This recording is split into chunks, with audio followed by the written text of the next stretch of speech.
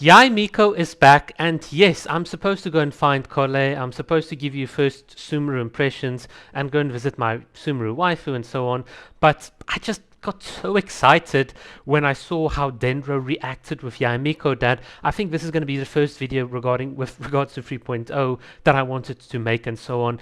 Oh yeah, look, Yae Miko and Dendro plays really, really well. So just to give you guys a bit of a recap, months ago when Yae Miko came out and everyone criticized her and everyone was so against her, I was one of the very few people that sort of stood up for her, sort of said, well, this is how you should play Yae. And just as a quick refresher, Yae Miko's optimal team comps, and I said it way back when, was mono, electro, and reaction-based team comps. And it is not surprising that one of the new artifact sets actually encourages this for Yae Miko. So in mono electro, she gains attack percentage, which is what she should have. And in reaction-based team comps, she would then gain elemental mastery. So if you put her with a Kokomi, a Sucrose, and some Dendro unit, you'll definitely get all of that EM. She's going to hit harder. She's going to do more via reactions, and it is just so, so beautiful.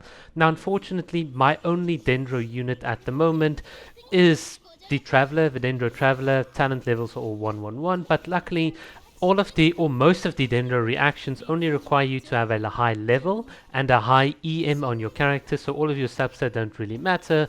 There are some exceptions, of course, and you'll see it in the background where I think if you first sort of trigger Dendro and Electro, then you will get a first state, and then when you apply Electro afterwards, your damage will crit and so on. But I'll have a more detailed write-up and guide afterwards.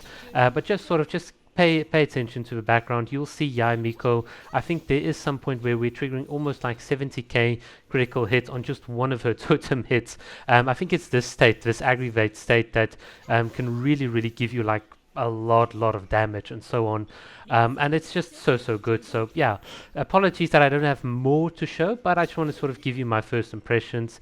And it's looking so good for Yae Miko. Very happy. Another thing that is quite interesting for me is the fact that a lot of people would say, oh, but Yae takes so much time, you know, she needs to E, but that's fine, because in reaction-based team comps like these, you don't need to be as active in terms of hitting the enemies. Your abilities are doing the work. In other words, you've got all of these sort of reactions just triggering passively, and it's all about how you manage these and you position and so on. Of course, that's the skill in it.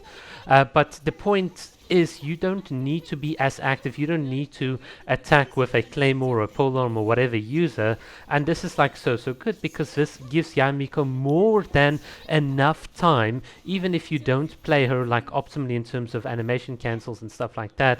It just gives you more than enough time to get all of your totems on the field, and honestly, you don't really need like your elemental burst that much. It's not the focus for Yae Miko in a reaction based team comp, and that is kind of the key thing.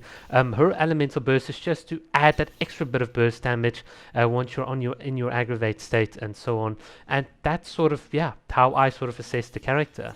As you can see, sometimes while you wait for enemies have invulnerability frames and so on, they're underground. You have more than enough time to set up all of your combos, and a lot of enemies are like this. Magokenki is like this, some of the cryo hypostasis, sort of the perpetual mechanical ray. Sometimes you have enough setup time to get your Yae Miko on the field and then use your other abilities. So for me, when a lot of people were so overly critical because they just wanted to EEQ, because they mistakenly thought that that is how you do damage with Yae, they didn't really get the full picture of how to use Yae Miko, and never mind, like we always said, how good she is for spacing and so on.